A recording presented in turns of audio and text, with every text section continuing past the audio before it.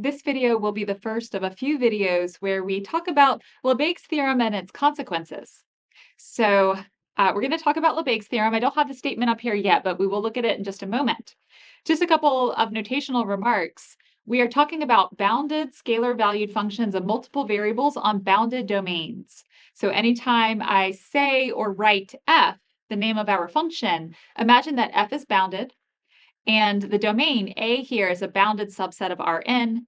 We're going to go through the usual process of enclosing that in a nice in rectangle called S, but basically f is a bounded function on a bounded domain. It's scalar valued. Okay, so I will try to mention that when we see it, but I just want to throw that out there. The first thing we're going to do is state Lebesgue's theorem. This is an if and only if statement. I claim that one of the directions feels more consequential or important than the other one, so we'll talk through that. The proof of the important direction will be a separate video that I will post. It's worth going through the proof, but what I would like to do now is just state it and then prove these two corollaries. So first we will say, okay, given Lebesgue's theorem, show with Lebesgue's theorem that a subset of Rn has volume. Remember what that means. We'll readdress that question in just a moment. Has volume if and only if its boundary has measure 0. And then a corollary that follows that, so like corollary of the corollary, is a very important statement. And that is that if you have such a nice domain, so a domain which has volume, in other words, its boundary has measure 0, and you are looking at a function f with at most countably many points of discontinuity on that bounded set A with volume, then f is Riemann integrable on A. So that's a very nice conclusion to reach in this video. It's a great statement to be able to say, look at all of these functions, some of which might have countably many, but infinitely many points of discontinuity. We can know that these functions are integrable on this type of domain. So this is a very nice, broad way to classify Riemann integrable functions. So here's Lebesgue's theorem. As I mentioned a moment ago, consider a bounded function f, which is scalar valued on a bounded subset A in Rn. So in this picture, to go along with this theorem, the domain A that I've sketched here is this kind of peanut shape in the middle. The function f is bounded on A. In fact, I drew it like it's continuous because it's very hard for me to draw a discontinuous function over this. But anyway, so this is a graph of the function f on its original domain A. In the usual way, we take this domain A and we enclose it in an in rectangle whose sides are nicely parallel to the coordinate axes. This is what I've in the past referred to as this rectangle S enclosing the original bounded domain A. And we extend f to a function on all of S by setting it to be 0 when it's inside of S but outside of A. So if you can follow the color coding in this picture, and my apologies if the colors are not coming through clearly, the graph of f here is what I've tried to do as kind of a pink color. So f is up here. And also now, because of the extension, f is 0, like out here, where it's in the rectangle, but outside of A. Okay, so that's the new function that we're talking about integrating. What Lebesgue's theorem tells us is that it's fair to say f is Riemann integrable on A if and only if the set of points where this extended function is discontinuous is a set of measure 0. That's it. I have a lot more to say about this in just a moment, but I want to have you have a chance to kind of read this, sketch a picture if you'd like to try to draw this, and I want to leave you with a question to answer, which I will address in just a moment. And that is, even just based on this picture, where is it the case that we have discontinuities for f? So if I wanted to find the discontinuities for this extension of f, where should I be looking? The question I left you with a moment ago was, where would this function be discontinuous on S, this extended domain? And I would say that there are really two types of discontinuities to consider. So where is F discontinuous?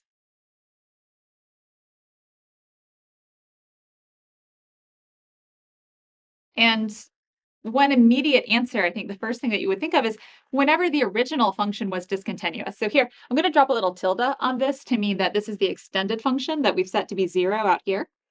So, if this is the function I'm considering now on this rectangular domain, it's discontinuous in A whenever the original function was discontinuous.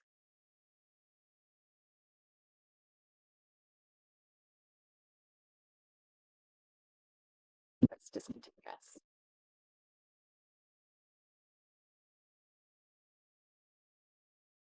So if I had, for this input here, some kind of jump discontinuity, which is not pictured, that would also be a point of discontinuity for this extended function. In this picture, the original function on the original domain actually looks to be continuous, and yet this extension is not continuous on S.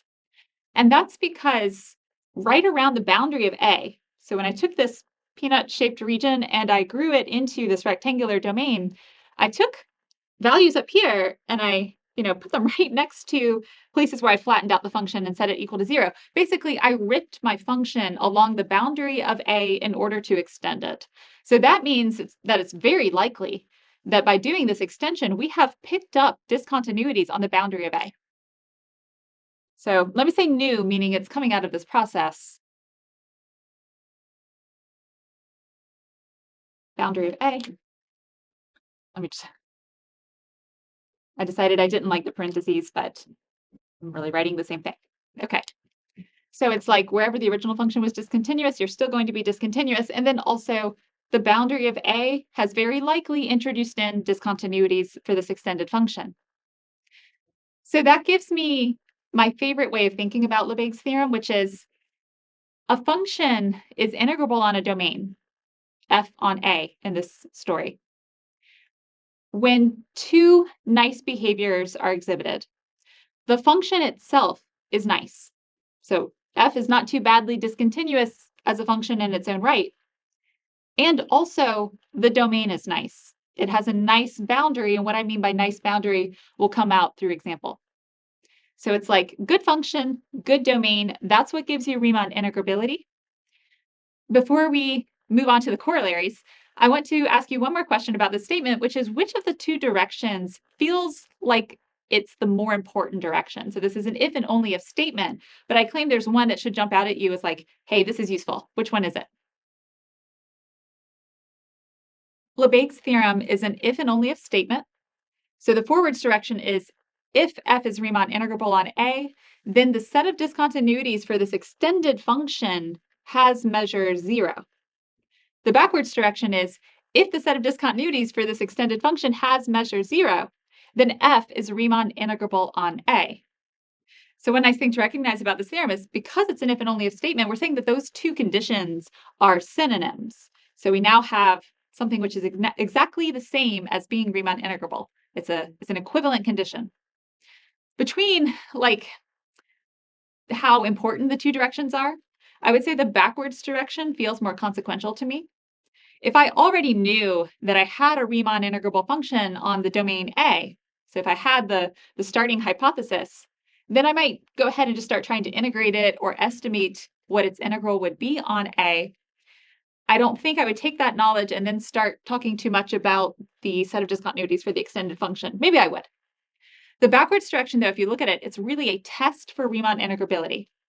So if we can take this extended function, analyze its set of discontinuities, and conclude that that set has measure 0, then we get the information that the original function f on the original domain A was a Riemann integrable function. So for me, the backwards direction is key here because this is a very important test for integrability. Okay, just a second, I want to talk a little bit more about this idea of having a nice function on a nice domain with maybe a couple of toy examples, and then we will move into those two corollaries.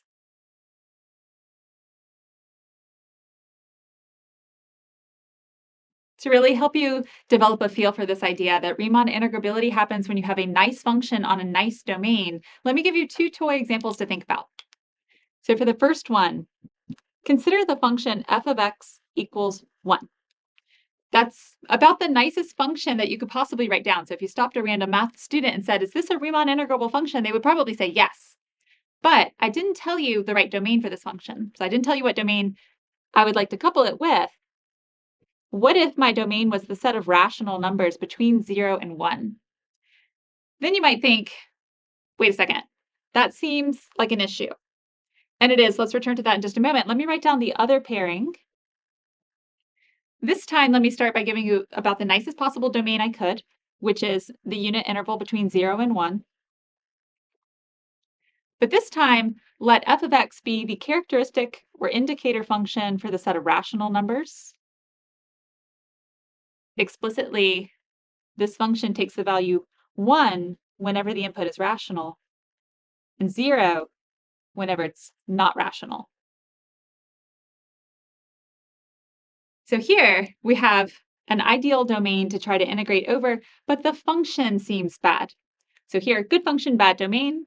Here, good domain, bad function. If you think about these examples together, you realize they're really setting up the same computation. And that is, I'm not sure I can really sketch a convincing picture, but imagine that we try to graph either situation, we'll end up with the same picture. And that is, f takes the value 1 on every rational and 0 on every irrational. Here, that's explicit. Here, when we extend this domain to, say, the enclosing interval from 0 to 1, we set the extended function to be 0 outside of A. So by doing that, the extended function takes the value 0 on every irrational. That's why it ends up being exactly like this. So, here's 1. Okay. Now, everything between 0 and 1 that is rational gets mapped to 1. Imagine an infinite number of points up there, which is countably infinite, and then we have an uncountably infinite collection of points down here, where f is 0 on every irrational number. I think we've gone through this computation already, but this is a famously not Riemann integrable scenario. Any partition that you make of this domain is going to give you an upper sum of 1 and a lower sum of 0. So this is not a Riemann integrable situation, which means this nice function is not Riemann integrable over this bad domain. And this bad function is not Riemann integrable over this nice domain. Of course, if you took this nice function and this nice domain, you would have a Riemann integrable situation, and that's what we're looking for with Lebesgue's theorem. So nice function on a nice domain.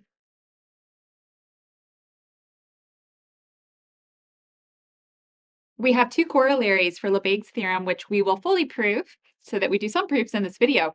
The first one is that if you are looking at a bounded set A in Rn, that set has volume if and only if the measure of its boundary is 0. Okay, I'm going to first prove kind of like a lemma. And the reason why we're going to talk about discontinuities for the characteristic function of A to start with is because if you think back to when we defined what it meant to say that a set had volume, we said that the characteristic function of that set was Riemann integrable. So let's talk about that characteristic function. I just mentioned a moment ago the characteristic function of the rational, so hopefully this notation is not surprising. But the characteristic function of the set A is defined to be the value 1 if the input x belongs to the set A, and 0 otherwise.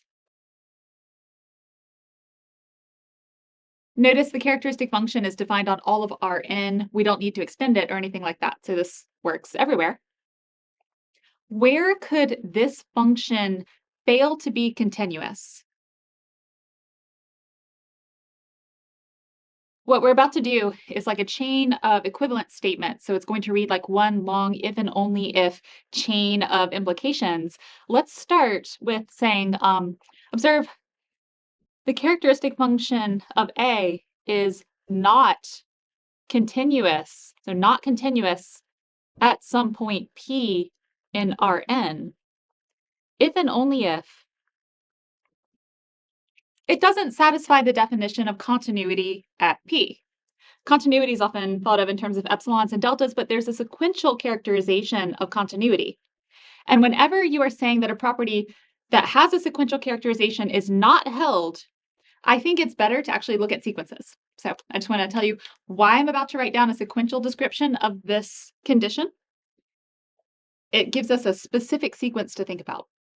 Okay, so this function fails to be continuous at P if and only if there exists a sequence x, let me call it xk. I'm trying to be careful not overuse the letter n. Okay, so there exists a sequence of vectors x sub k converging to P, but when we evaluate this sequence in that function, the sequence of outputs does not converge to the characteristic function of A evaluated at P.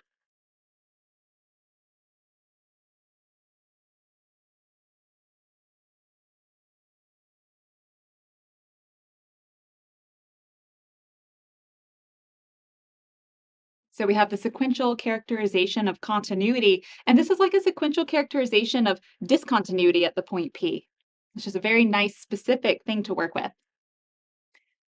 This is not a mysterious expression here. It's either 1 or 0. Likewise, all of the outputs that we would get when we plug the sequence into the characteristic function, all of those outputs are either 1 or 0. So we're saying the sequence of ones and zeros does not converge to whatever this value is. So that means, if this were 0, this sequence would continue to have ones forever. It would never have the infinite tail be 0 because that would produce convergence. So it's like you could extract out of this a subsequence, which when you plug it into the characteristic function would always return you 1. And that would not converge. That would cause you to not converge to 0. Let me write this down because even though we only have 2 possible values here, I'm getting a little bit turned around saying it out loud. So let's pass to a subsequence now. And I'm going to write this efficiently with cases. So what I mean by that is there exists a subsequence of this original sequence which converges to P, but one of 2 things is true. Either all of these expressions are in A and P is not,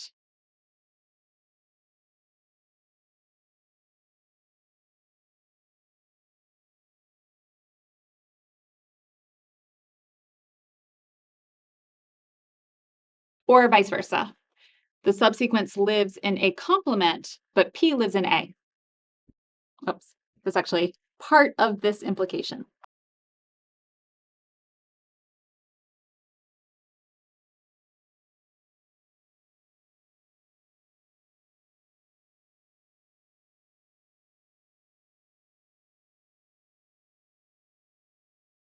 You might be with me right away, but let me take a moment just to talk through these 3 lines.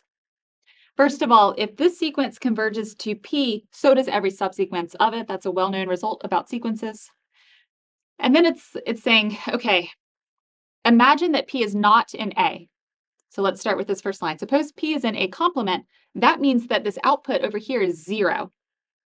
I must be able to find infinitely many terms from the original sequence which had the value 1 when plugged into the characteristic function, because if there were only finitely many, if I looked at the sequence and all but finitely many were also in a complement, then the infinite tail of the original sequence would also be 0 and we would have convergence. So it's like if this sequence here is not converging to the characteristic function of A evaluated at P, then we must be able to pass to a subsequence where this function takes the opposite value of what it takes on P, and then vice versa, just interchanging the roles of A and A complement. So here it's like there must be a sequence which when you plug it into the characteristic function, you get all 1, but P when plugged into the characteristic function is 0. So you have a constant sequence of 1s not converging to 0, or vice versa, a constant sequence of 0s not converging to 1. And that's kind of it, because P is either in A or it's in A complement. So I hope you follow this, but I'll give you a moment at the end of this chain of implications to think through this before we move on to actually proving the statement that's written down at the top. Okay, what does this tell us? Well, maybe we'll stay in cases for just another moment. If we're looking at case 1, P is not in A complement. Sorry, P is not in A, P is in A complement. But for all open neighborhoods around P, which you're welcome to characterize with epsilon neighborhoods, there are always going to be points from the sequence contained in those neighborhoods, which means there are always points from A. Let me say P is not in A, but for all epsilon greater than 0, the epsilon ball around P intersect A is not empty. And that comes right from the definition of sequential convergence. So we've got points getting closer and closer to P. That means every epsilon neighborhood we draw around P is going to pick up points from that sequence and therefore points from A. And then again, to pass to the second case, we just interchange the roles of A and A complement. So this is fairly redundant. For the second line, P is in A now, but for all epsilon greater than 0, the epsilon ball around P intersect A complement rather, must pick up points from this convergent subsequence of the original sequence, which means that it picks up points from a complement. So again, this is non-empty. Okay. There might be a more efficient way to kind of roll these together, but I like seeing the two possibilities because this function behaves just one of two possible ways. What can we now conclude about P? I claim that if you read this pair of statements together, it tells you exactly where P is situated relative to the set A. Let me talk through it slowly one more time in case you haven't quite nailed down exactly where P is. P is in a complement, but very close to P are points from A, or P is in A, but very close to P are points from A complement. So you kind of imagine that P is like right on the edge of A and A complement, and that's exactly what we're getting at here. This is one of the characterizations of a boundary point. And that is the end of this if and only if chain.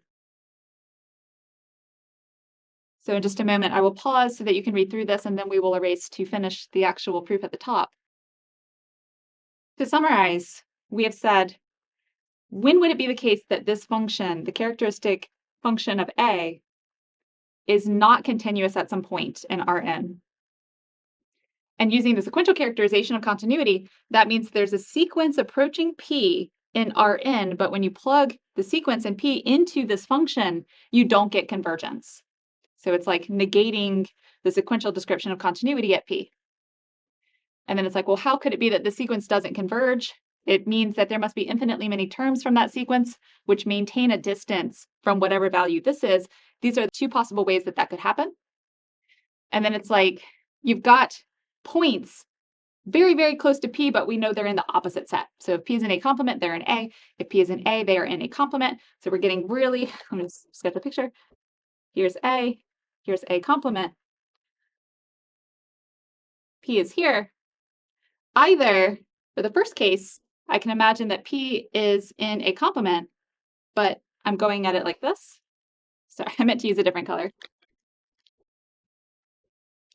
So for the first case, P is in a complement, but I'm able to approach it through A.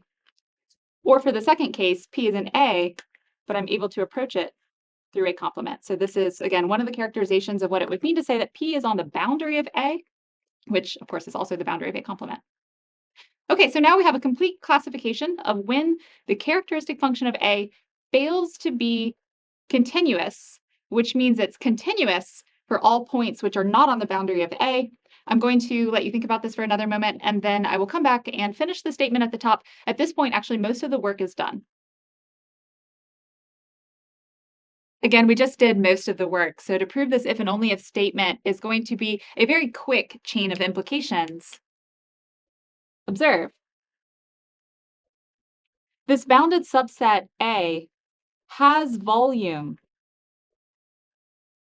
if and only if it satisfies the definition of what it means to say that A has volume. So what I'm about to write down is really just passing from this to its definition. Its characteristic function is Riemann integrable. So that was the definition of saying that A has volume.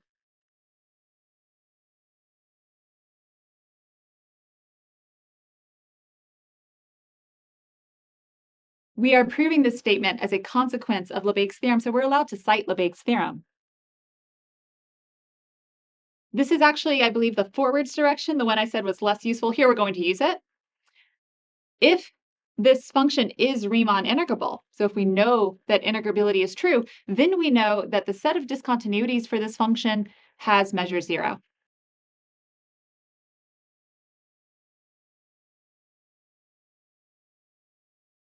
All right, the set of discontinuities for this function has measure 0.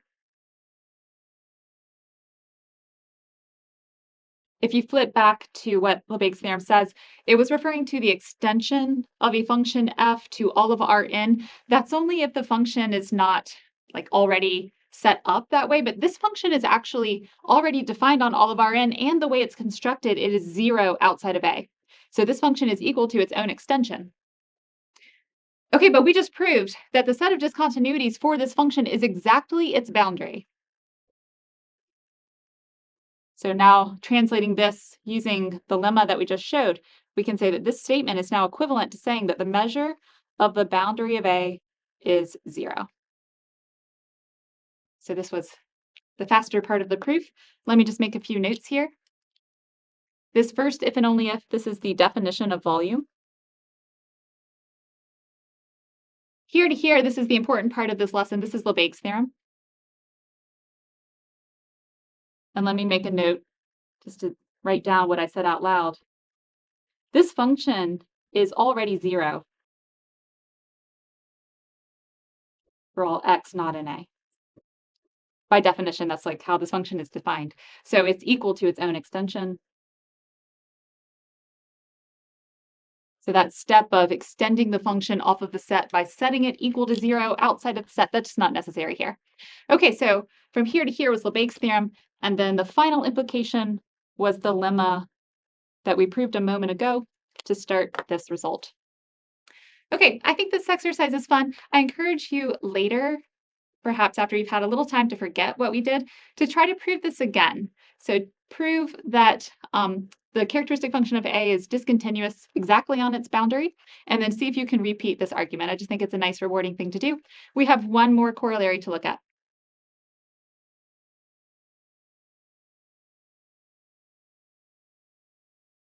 Let's wrap up with this corollary, which in some ways is maybe the most usable statement from this video.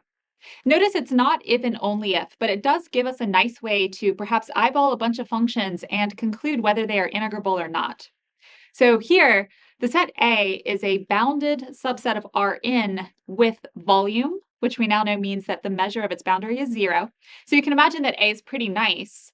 And then what this corollary is saying is that if F is nice enough, then you can immediately conclude that F is Riemann integrable. And what does nice enough mean here? It means that F has at most countably infinitely many points of discontinuity. Okay, I'm not saying that very well, but hopefully it's clear from the writing. So again, this is not an if and only if statement, but a lot of functions you can look at and say, hey, this function has 3 points of discontinuity on this nice domain. It's Riemann integrable. In fact, we could push this result all the way up to a function with a set of discontinuities which is countably infinite on a nice domain. So it's useful. It's a practical tool to immediately address integrability with. What I'm going to do for this proof, because I would like for you to have a moment to think through why this has to follow from Lebesgue's theorem and the first corollary we looked at, let's take all of Rn actually and kind of break it up into 3 zones, because I think it's nice to work through those zones individually. Notice Rn is equal to the closure of the domain A union the complement of that. Okay? Let's take this first set, the closure of A, and the closure of A, a couple different ways to characterize that. One equivalent notion is that that is the interior of A union the boundary of A. Okay, I don't really need parentheses here, but I just wanted to point out that that comes from taking this and recharacterizing the closure of A as the union of these 2 sets, union the complement of the closure of A. Okay, so we have these 3 zones. And what I want you to do now is think about what kinds of discontinuities for the extension of F you might notice in each of these 3 areas. And then we will kind of glue them together and conclude that our function is nice enough to know that it's Riemann integrable.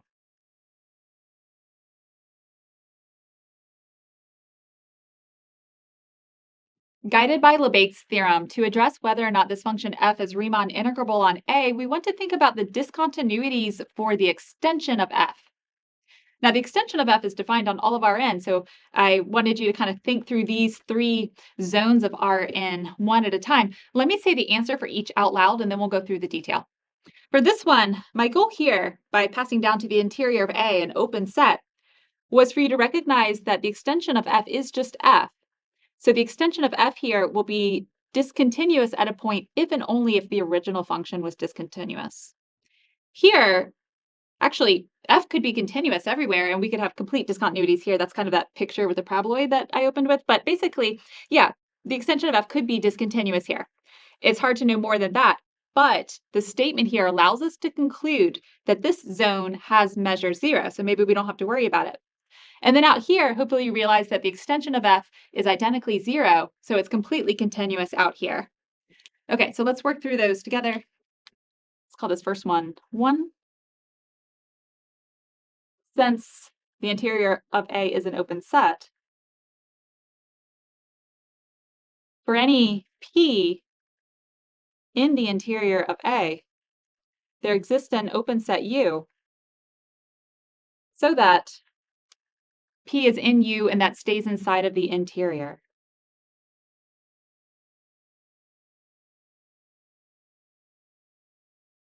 Which means that on U, we are completely contained inside of the interior of A, which is inside of A. So on U, the extension of f and f are identical. They're the same function. Okay, this is going to be a run-on sentence. I'm going to change this to a period. Thus, on U, the extension of f is the same thing as f. So the extension of f is not continuous at P if and only if the original function f was also not continuous.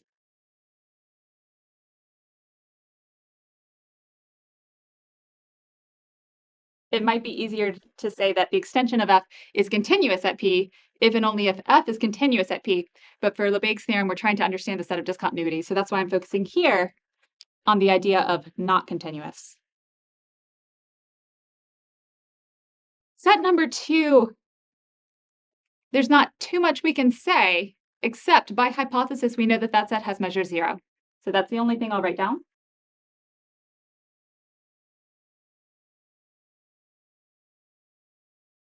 And that comes from this assertion that A has volume.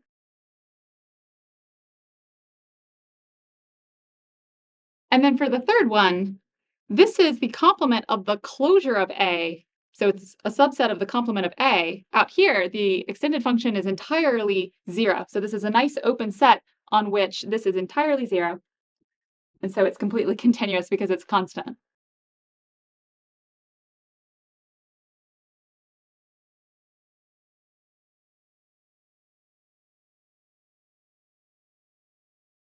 Okay. To put this together, let's form the set of points in Rn where the extended function is discontinuous. I think I can squeeze it just right here. So the set of points in Rn so that the extension of f is not continuous at x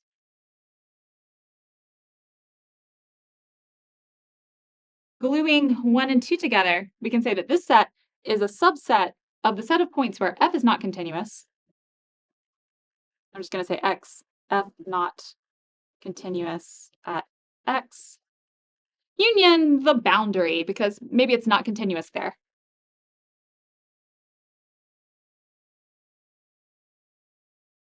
Therefore, this has measure 0.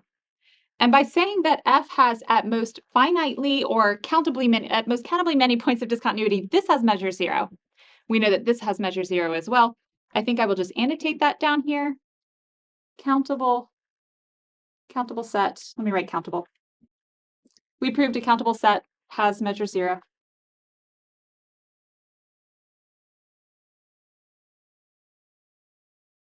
This we know has measure 0. So therefore, this has measure 0. Trying to wrap this up kind of quickly, partly because I'm out of room, but we proved when we introduced measure that a countable collection of measure 0 sets has measure 0. Well, individual points have measure 0. This is a countable collection of points that has measure 0. The boundary of A has measure 0, because that's part of our hypothesis for this corollary. And then we also proved that if you are a subset of a measure 0 set, you yourself have measure 0. And that falls right out of the definition of being measure zero. Okay, I haven't cited Lebesgue's theorem now, but I'm just going to do this out loud. Since the set of points where the extension of f is not continuous has measure zero, we just proved that, f is Riemann integrable. So that wraps up the proof out loud. And that last sentence I just said out loud was the application of Lebesgue's theorem. Or maybe I should say, that's the application of Lebesgue's theorem. For this corollary, we also used it here. Okay, that wraps up this first look at Lebesgue's theorem, but we are going to keep talking about it for the next several videos. Thank you for your attention.